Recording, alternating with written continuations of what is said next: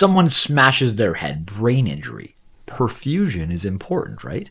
So if they happen to be anemic, should we be transfusing more liberally to support their injured brain?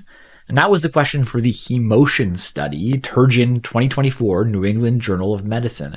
It was a pragmatic, multicenter, open-label RCT. Patients with traumatic brain injury were either transfused liberally, meaning that the transfusion threshold was 100 in worldwide units or 10 in America, or conservatively with a threshold of 70.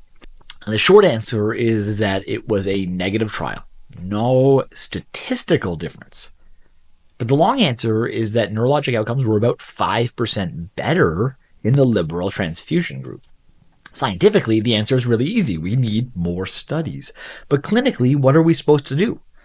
On the one hand, I could argue that liberal transfusion might already be the standard care. And furthermore, I don't believe there are strictly positive and negative trials, and so this absolute benefit should probably push us a little bit towards liberal transfusion. On the other hand, statistics are really only one aspect of a trial. This is an unblinded trial with a completely subjective outcome, which means it's at high risk of bias. And we have a false positive problem in medicine, with trials tending to overestimate benefit and underestimating harms. And therefore, when a trial is statistically negative, we probably should believe it.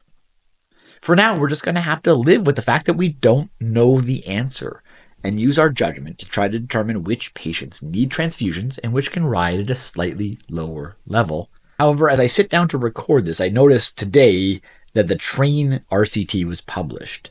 And based on the abstract, it seems to suggest benefit with more liberal transfusion in brain injury. So I will almost certainly be back with an update once I'm done my critical appraisal of that paper. As always, you can find more details on first10em.com and the Broom Docs podcast. Take care.